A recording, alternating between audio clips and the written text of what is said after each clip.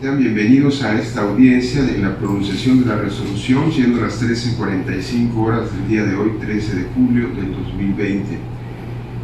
Resolución relativa a la carpeta de apelación número 26, diagonal 2020, del expediente 1045, diagonal 2019. Sí.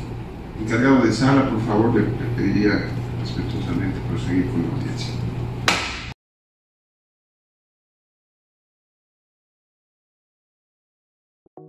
Buenos días. El día de hoy analizaremos un juicio oral de alimentos en el cual la parte actora promueve alimentos a favor de ella y de sus menores hijos. Dicha carpeta de apelación fue formada con motivo del recurso de apelación interpuesto por la parte demandada en contra de la audiencia inicial con respecto a la no admisión de las pruebas 2 y 3 y en contra de la sentencia definitiva pronunciada por la juez oral de primera instancia. De la carpeta de apelación y del medio óptico en el cual obra la videograbación de la audiencia de expresión de agravios, se advierte que el apelante, por conducto de su mandatario judicial, en cuanto a la impugnación que hiciera respecto de la audiencia inicial, de la no admisión de las pruebas que ofreció, no expresó agravios, por lo que con fundamento en el artículo 943 del Código de Procedimientos Civiles vigentes en el Estado, queda firme dicha determinación. Ahora bien, el apelante se queja en sus agravios de la sentencia definitiva, principalmente al hecho de que la actora presentó demanda de alimentos a favor de ella y de sus menores hijos,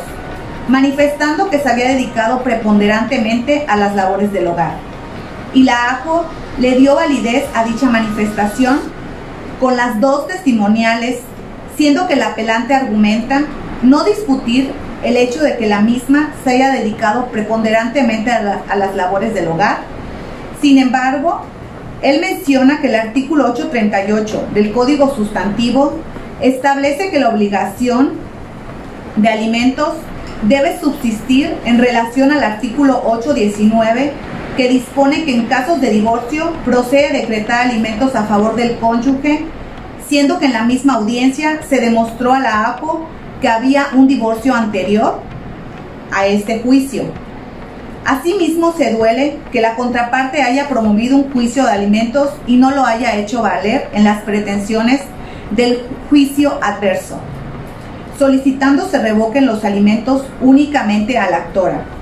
ya que el apelante es un obrero asalariado y quedaría en estado de indefensión. En cuanto a lo dicho por el apelante, resulta infundado su agravio, pues de conformidad al artículo 838 del Código Civil del Estado, la parte actora, por haberse dedicado preponderantemente a las labores del hogar, como se presume con las testimoniales que ofreció, tiene la presunción de necesitar los alimentos, pues en su matrimonio así se distribuyó el rol, por lo que se acreditó que tal argumentación es cierta, siendo que en esa distribución de roles la limitó a tener oportunidades de desarrollarse profesional o laboralmente, con lo que se redujo notablemente la obtención de ingresos en comparación con los del ahora apelante. Asimismo, si se toma en cuenta que esa necesidad tiene como antecedente que la actora tiene la presunción de necesitar los alimentos, por lo que debe concluirse que es el ahora recurrente quien le correspondía probar lo contrario, situación que no aconteció, pues el apelante no acreditó con prueba fehaciente su dicho. Ahora bien, en cuanto a lo manifestado por el apelante en relación a que la actora promovió un juicio de alimentos diverso al juicio oral de alimentos, ese juicio fue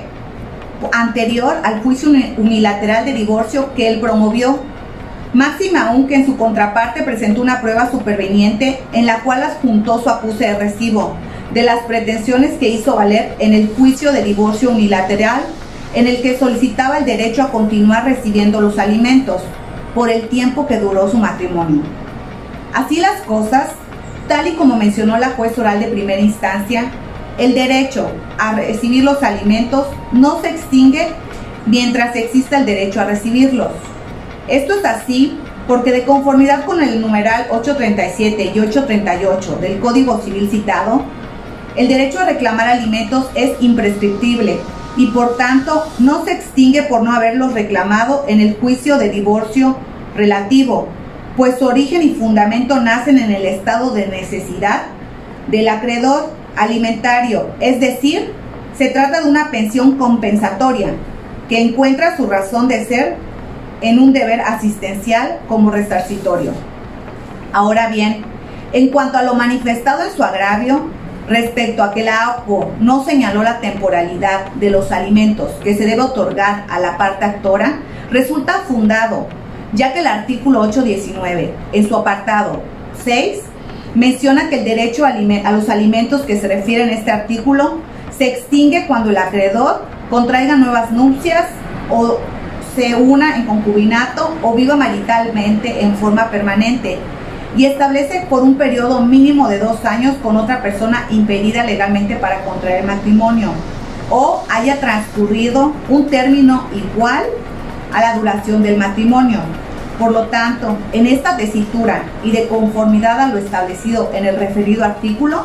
la pensión compensatoria que el apelante debe otorgar a la parte actora debe de ser por el mismo lapso que duró su matrimonio, por lo que en esta sentencia se modificó el resolutivo segundo de primera instancia, que fue apelado únicamente en cuanto a la temporalidad en el que el ahora apelante debe otorgar los alimentos a la parte actora.